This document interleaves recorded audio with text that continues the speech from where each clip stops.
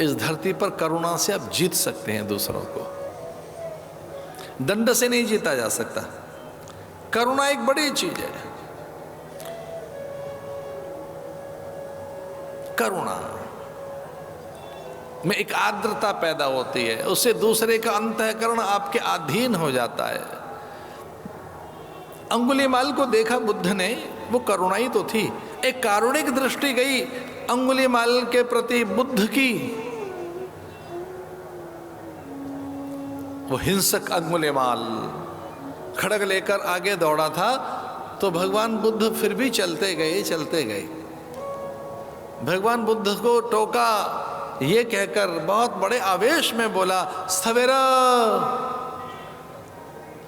इसका अर्थ ठहर जा। ये पाली भाषा है।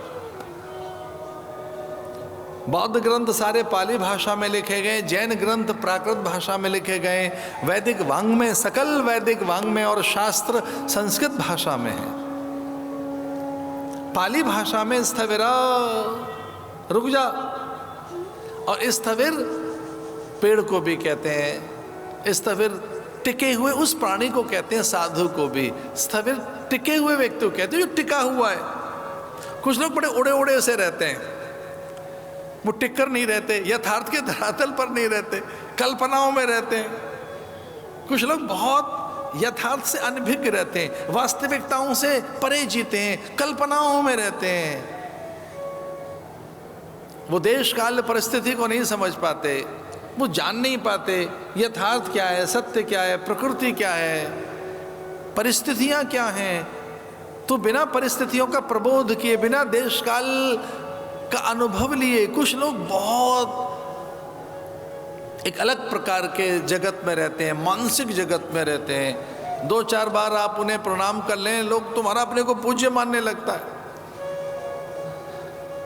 एक हमें सन्यासी मिले और उन्होंने कहा, ये लाल कपड़े क्या पहने हैं, मुझे लोग परमात्मा मानने लगे। अरे मैं साधक हूँ भाई, अभी मुझे सीखना है, जानना है, मैं जिज्ञासु हूँ, मुमुक्षु हूँ, मैं अध्ययनशील हूँ, साधनशील हूँ, मैं अभी व्रती हूँ, अभी मेरे व्रत अभी सिद्ध कहाँ हुए हैं।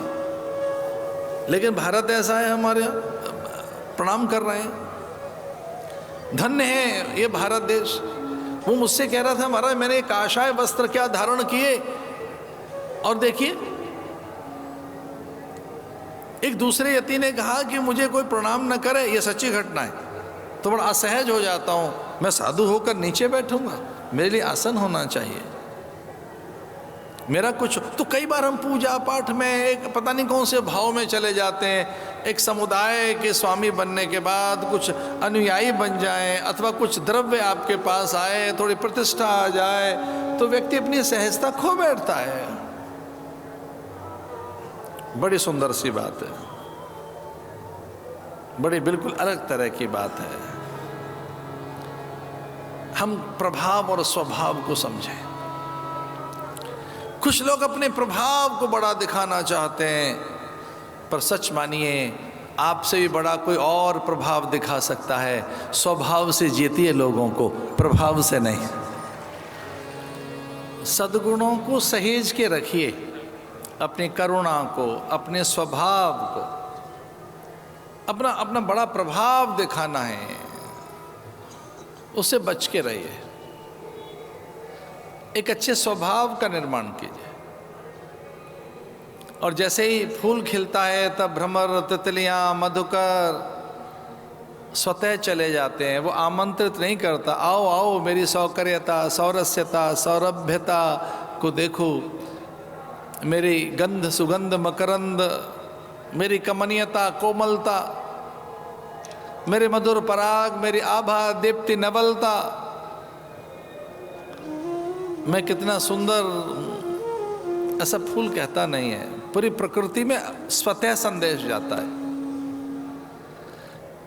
इसलिए अपने स्वभाव की चिंता करो, उसमें करुणा आए, मुदिता आए, मैत्री आए, उपेक्षा भी। स्वभाव के निर्माण के लिए 4 बातें हैं: करुणा, मुदिता, मैत्री, उपेक्षा। जो सही नहीं है उसकी उपेक्षा कीजिए, जो है उसकी उपेक्षा करके तटस्थ रहकर अपने आप में लौट आइए।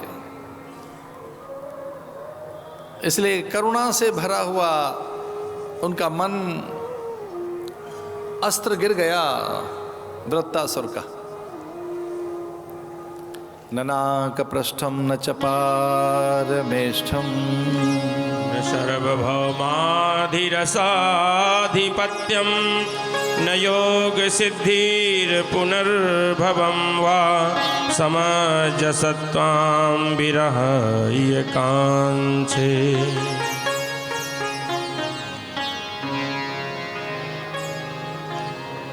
किसी के अंदर परिवर्तन पैदा करना हो, रूपांतरण करना हो तो प्रेम से संभव है, करुणा से संभव है। विनय से बहुत बड़े कार्य हो जाते हैं।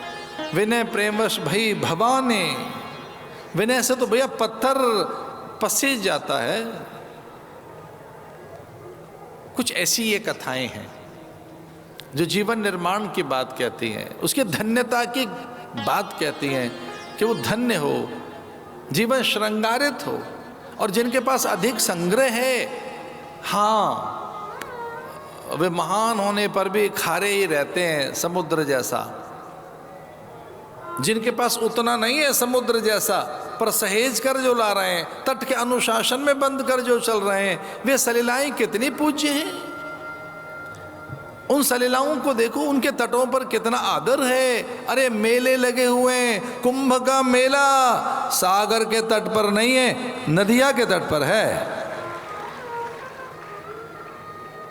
मैं ये नहीं कहता कि सागर को कोई दम्भ है, घमंड है, अभिमान है, पर हाँ कुछ है तो हो तो गया सागर को। इतना मुझे मिल गया है, इतना पाने के बाद बौरा गया, इतरा गया सागर, मुझसे लक्ष्मी निकलती,